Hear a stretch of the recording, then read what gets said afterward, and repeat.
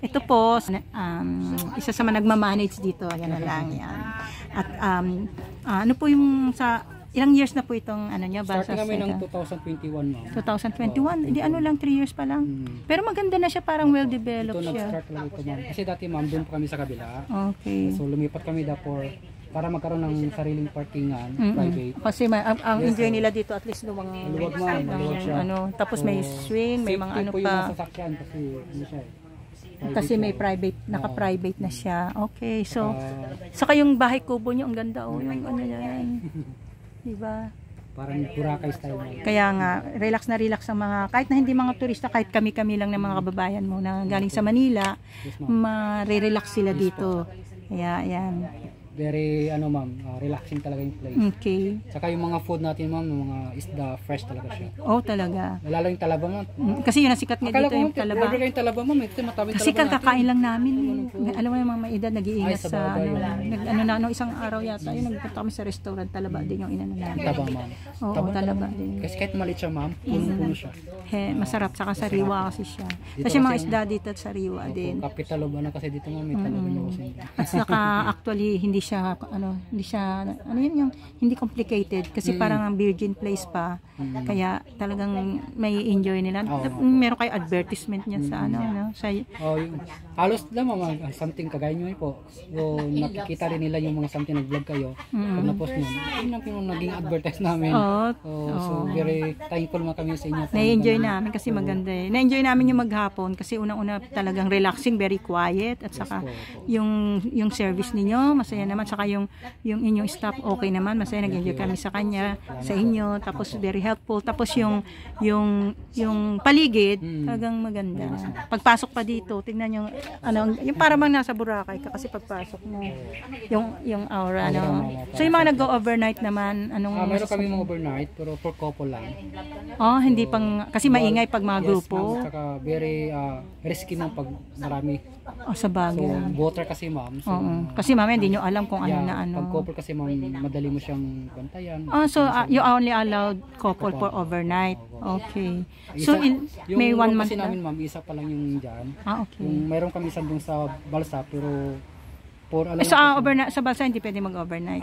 Mayroong kita mo yung isang andun, ma'am. Pwede rin po, ma'am, for person, something ganun. Na mag-overnight. Yes po. Siyempre, halimbawa gusto niyo lang matulog doon. Katulad nung pinuntahan namin, may taas siya, di ba?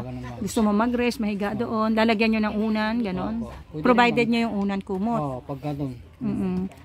Ano naman, safe naman po, walang lamok. Yung lamok kasi, ma'am, mayroon naman siya ng time. May time talaga, may lamok. May time siya ng 8 hanggang 9. Pag dati ng 9 po, medyo wala na pong lamok. Okay. So pag nasa Balsa sila ng overnight, paano yung kailangan maingat din sila kasi baka may lamok? Ganun, ma'am. So how about those overnight dito? Pero actually ngayon, ma'am, yung ano pa lang namin ngayon talagang overnight is yung isang room dyan. Yung sa taas banda. So, ay, aircon yun. Ma'am? Fan po siya. Fan. So, kailangan mayroon silang, may screen malamig ba? Naman siya, ma'am, pag may screen for lamok. Wala pa rin, ma'am. Open siya. Okay. So, open naman siyempre, siya, kailangan, sa bagay, bago pa lang naman, wala pang 5 years. May mga improvement pa rin na dapat na, at least kaya kami naman mga customer, minsan nagko-comment para at least for your improvement din. Yes, ma'am. Habang mayroong nag-improvement. Natututo kayo. Yes po. Kaya, yun. Agaya dati, ma'am, balsa lang po yan. So, something maraming nagsuggest. Saan nyo nakuha idea na may swimming pool sa gitna? Ma'am, bali, yung brother kasi, very siya, ma'am. Artistic siya. Design nyo ba yan o kinapin nyo sa iba? No, siya nang nag-ano niya, ma'am. Ang kwento niya kasi, ma'am, so sakay siya sa balsa. Yung bamboo lang talaga. Yun ang ginagawa namin eh. Ganyung bamboo na walang sa Batangas, usually ganon. Nakita niya, why not something na yung mga bata para safe. Lagay ko ng ganito. Kaya na-appreciate namin yun. So nilagyan ng pool, gano'n. Yung kasing sa Batangas, meron siyang bubong. Ibig sabihin may parang kubo sa balsa. Pero wala siyang pool. Kaya ang nangyayari, 'di ba naka-life boat lang, naka-life vest lang yung mga sa gilid lang, 'di ba tumatalon tapos hinahawakan lang namin. Kaming mga hindi marunong lumangoy, humahawak lang kami doon sa cottage. Yung cottage ba tawag doon? So when I saw this one, it's very talagang napaka natutuwa kasi kaming mga hindi marunong malumangoy. Doon kami katulad namin mga senior na dito doon lang kami nagtatampisaw, na-enjoy nila yon. Kaya it's very good idea. Kaya sabi ko napakagaling naman. Pwede po doon. 'Di ba? Kahit adult lang doon. At saka yung water malinis kasi syempre nag-change yung water. water. Yung mga namin ma'am, yung mga PWD. Yun 'di ba? Na-enjoy nila. Makalakad. Lalagyan lang po ng upuan sa gitna ng pool. Doon sila upo. Di ba? Nare-relax na nila. Nagtabo, gano'n sila tabo. Saka yung lakad naman ng tulay, maganda rin yun. Kasi, hello. Ano naman po siya? Kiti. Yan. Kanina anak niya. Anak mo, kamukha. Mas gwapo ka sa papa mo. Hindi, joke lang. Magandang mother niya.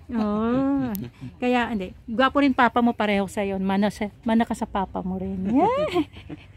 Kaya po yung mga hindi naman nakakalakad ng matagal, pwede nyo ring sa boat Ay, si mama po. Kasi yung mga ibang, siyempre yung iba hindi makalakad ng ganong kalayo. Yes, kung minsan naman pag low tide, pag high tide ma'am, kaya kanina naglo-low tide din yan. Yes ma'am.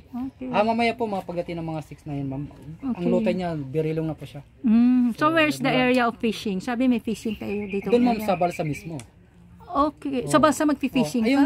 Yung ma'am, yung balsa na tinatawag namin octagon. Di ba nakita yung gitna doon? Yung para may open na may isda po doon sa loob. Yes ma'am. Pwede kayong doon yung sa pinagsuswimingan namin? No, wala ma'am. Hindi ko napansin yung may octagon. Yung ma'am, yung pinag-dock nyo ma'am ng balsa. Okay. Kasi sa kabila yata ka nag-dock So yung kabila doon, meron kami fishing doon. Okay. Pwede kayong bumili ng danggit, talakito, iihawin po sa balsa.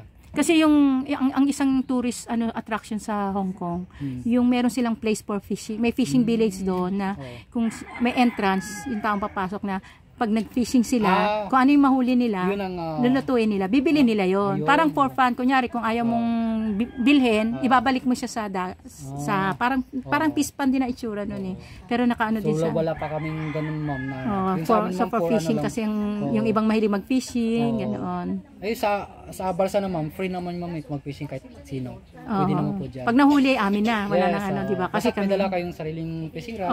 Fishing rod. Paon. Yung other kasi syempre walang gamit na ganun. Gusto lang for fun. Pwede rin na activity na gawin nila yon. Tapos kung halimbawang may mahuli sila, anyway, pwede na rin sa kanila ang re-rent na lang sa inyo yung fishing. Pwede mag-rent sa inyo ng mga fishing things. By the next yun ang namin mga project. Okay, maganda. Pwede pa rin So, I hope next time makabalik kasi may mga friend kami. Saka sa church kasi kami, actually, kami mga nag-mission kasi sa church. Sa Baptist Church. Baptist Church, ma'am. Dito, ang pinunta namin dito, Baptist Church. Ako sa Hong Kong Baptist Church. Sila sa Evangelical. Sa Pasig sila sa Ascent Church. Yung Evangelical Church, ma'am. Ano ninyo? Sila. Yung South Sando, ma'am. Evangelical Church kami, ma'am. Kayo din. Sando Evangelical Church, Odik po. Yung South Sando, tapos Baptist Church sa Pulo. Sa Pulo may Baptist Church. Sa Aklan, may Aklan Baptist Church. Tapos dito sa may New Washington Baptist Church meron din. Kaya nag-mission kami, nag-daily vacation Bible School, ganoon. Ito yung asawa ni Pastor. Sa Pasig sila lahat ay mga yan, tiga Pasig yan. So imagine. Sa Pasig, ma'am. So siguro ma'am na nyo yung Jade Palace? Parang narinig ko na yun. Restaurant, Chinese restaurant. Diyan po ako nag-work ma'am. 20 years pa ako dyan ma'am. Talaga, tagal din Opo. Kailan magaling ka nagluto na ngayon? Sa kasi ako na-assign ma'am sa dining. Supervise pa ako sa dining. So dito ka nagsusurvise. Pag siguro magkaroon na kayo ng restaurant? Yes ma'am. So ngayon po tinutulungan ko yung brother ko. Para sa business niya na to. Kasi umuwi na kami from Aklan. Saan kayo, forget na kayo dito sa Aklan. Pero saan kayo galing dati? Maynila ma'am, Antipolo. Antipolo, malapit lang kami doon sa Woodrow Hills. Saan banda kayo? Ma'am, sa Padilla po. Kogyo. Okay, Kogyo. So nag-for good na kayo dito. Si Mrs. sa kayong anak mo. Kasi nagpasawi na po siya. Nagpasawi naman. Nagpass away. Okay, sorry so about your wife. So binala ko na po siya. Isa lang ang baby mo. Isa lang po. Okay. So, before siya kailan siya nagpass away si mami? Last lang ma'am, 2021. Okay. So good boy ka na kasi siya na ang mami at daddy mo, ha? Hindi, good boy naman yan lagi, di ba? Ayan. Very good. So busy ka ngayon sa kanya. And you decided just to stay in Aklan rather than in... Dito naman talaga yung family ko. Wala ka ng family sa Antipolo. Wala naman siya. So, side ng mother ko. So it's very good kasi magiging partner mo rin si brother mo. Actually po mga kabayan, siya po ay hindi lang stop dito, kundi kapatid siya na may-ari ng Balsas Zero. Kaya nakikita niya yung pagiging pagiging masipag at pagiging talented na tao. Sa mga OFW naman, ano yung pwede mong encouragement sa kanila? Kasi karamihan ang nanonood sa akin mga overseas Filipino workers sa iba-ibang bansa. So ano yung pwede mong encouragement sa kanila? Halimbawa, kung mag-vacation sila rito, uwi ng Pilipinas, something nito, to unwind po or relaxing. Diba, pwede po kayo magpunta ng Aklan. Ayan. Sana yung mga OFW may discount. Ay, For the baka magkaroon kami ng ganyan. Kasi syempre nagpagod, naghirap sila, gusto nilang relaxation. So aside, karamihan kasi gusto mapunta nila Boracay. So aside Boracay, pwede niyong pasyalan si Kuya dito, si Kuya Alcedo, ayan ang kanilang Bal Salcedo, ayan, di ba? Pagdating nyo na po ng Kalibo, opo, malapit na rin. New Washington, Barangay New Washington lang naman siya. Madali lang sa airport, so 30 minutes dito na. Yes, and a good news is magkakaroon na rin ng ferry terminal dito na very convenient. Bago sila pumunta ng Boracay, daan muna sila dito. So isa pang place na pwede nilang puntahan na maipagmamalaki. Because I'm also proud kasi talagang okay naman siya, di ba? Kahit naman yung natin. Kahit sa mga turista, maipagmamalaki natin yes, to. Yan. Actually, yung mga tourist sila sabi na napagaganda sabi niya. Alagaan nyo lang. So may mga associated na ba kayo ng mga tour group? Actually, ma'am, pa lang po, yung last atatihan, yung Southwest Store. So, kasi marami nagpunta dito. Sa New Washington kasi, ma'am, ito yung isa sa nila. Ng ati-atihan? Nag-show? Ito na next. Kailan yun? Next na pupunta ako? January pa siya, ma'am. Usually January 2021. Iba naman yung panagbenga eh. Sa ano naman yun eh. Tapos iba rin yun sa Cebu, di ba? Ito daw yung pinaka sentro sa natatihan. Okay. Dito nag-start yung mga So ano, first week ng January or what? Yes, ma'am, second week, ma'am. Second week ng January. Okay. One week sila? Ano lang pa, tour lang sila. Lunch time, doon sila nag-lunch sa gitna. Afternoon. I mean yung ati-atihan 2 days, 1 week siya, ma'am, pero yung pinaka-main talaga Saturday, Sunday. Di ba kasi yung talaga, hindi pa ako nakakita noon eh, kaya gusto ko rin yun ang ma-witnessan. Yung January. Kasi yung panagbenga, first time ko rin nakita sa Baguio. Kaya itong sa Cebu at saka dito sa Aklan, hindi ko pa nakita yung talagang attraction na yan, yung ati-atihan. Oo. So, po siya. Ang ganda naman siya. Native yung talagang Ang tanong ko paano pag umuulan, bumabagyo, so doon kayo kulang ng customer? Yan, ma'am. Yan tawag namin ng low season namin pagdating ng ganun. Kaya talagang bumabawi na kayo pag peak season. Kaya hindi natin kung halimbawa ang presyo ganito dahil siyempre bawi lang yan. Dahil pag mga low season di naman kayo kumikita ang expenses. May tauhan kayo, may maintenance, may ganito ganoon, di ba? Kung lang yung tauhan namin. Yung mga booking kami sa di ba? Yung mga tauhan nyo siyempre, yan, di ba? Yes, may mga tauhan kayo sa motorboat, may mga ganoon. So ano yan, pag-aari nyo o hinire-rent nyo yung mga boat nila just in case yung na yung boat na yun, ma'am, amin talaga yan. Yung mga boat na yan. So ang namin yung tauhan na lang yung minsan nyo na lang pag kailangan sila dito. Part-time sila. Pag mayroong booking, tatawag namin. Pag wala. Kaya kailangan talaga kailangan more promotions para mas marami ang pumunta dito. At saka more attraction na pwede nilang makita. Yan. Actually, naglay kami ng mga something na baka next gagawa lang kami nugget. Iba naman yung style. Halimbawa, pag mapunta niyo, iba naman to. Nung last maglagay kayo ng crocodile sa isang doon sa Thailand, merong isang lugar ng crocodile, nakahawla din na gano'n. Pero wag delikado yun. Baka mamaya, marami naman pwedeng attractions. Wag crocodile, yung mga bubuli. Ano ba tawag yun? Maliliit na. Iguana, ma'am. Iguana, o yung tuko. Parang may maliit na, nasukayo dito na makikita nila. Di ba attraction din yun? Meron is Kalibo, ma'am. Oo. Mayroon naman place naman siya. Parang zoo din, di ba? Mayroon naman siya. Amin dito, Balsa. Anyway, ang main attraction naman kasi dito is to relax, to swim, and to eat.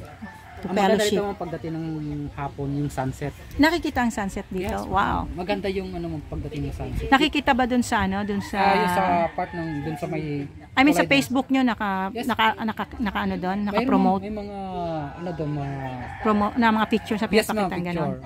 Okay, yeah. So thank you so much at alam na ko na yung time mo pero thank you so much for the encouragement at narito ang kanyang cute na anak na hello, say hello to the world. Aral mabuti ha. Ayan, okay. Salamat. Okay, God bless. Ayan. Ayan, pakita ni brother. Nasa siya, ma'am? Ay, ganun ko nga para makita nila yung page. Bal Salcedo. Bal Salcedo, ma'am. Para sa mga interested po, Yes po. yan, pwede kayong direct makipag-contact sa Balsa Cedo Facebook. Yes, ma'am. Kasi pag sa akin kayo kumontak, may commission na ako. Joke. Pero totoo. Ito yung ano ng Balsa Cedo. Yan. Yan. Okay. I'll take a picture of that. Yan, makikita niyo po, yan po ang Balsa Cedo dito sa Aklan. Puntahan niyo po sila. Meron ba kayong YouTube? Wala pa. Sana Ito pa next lang time page pa lang. Ayan, no. Kaya lang hindi ganun makikita niyo yan mismo sa page ng sa Facebook. Ayan, no. Yan, ganda, ma'am. Yan. So sa gabi may ilaw din yan. Yes, ma'am, sa gabi May ano kay maganda. solar o ano? Pag dito sa land lang, ma'am, talagang ano siya, power nasa ng Oo, doon electricity. solar. Katulad nung nagkaraoke kami, solar daw yan eh. Solar yun, ma'am. Ay, ito, tawag ko, ma'am, may fish po dyan. Ayan, okay. Ayan pala yun. Diyan po kayo, Kanina. kung may gustong bumili, diyan namin kinukuha yung mga ano. Yan yung fish pan, okay. Opo. Kung gusto nila mag-fishing, pwede sila mag-fishing dyan. Opo, and thank you for watching here. At sana po maging encouragement sa inyo si brother. At patuloy po kayong gabayan ng Panginoon. Ayan. Saan kayo dito dyan kayo nag-church sa May? Sa? Okay. God bless. Okay, thank you po everybody. Bye-bye.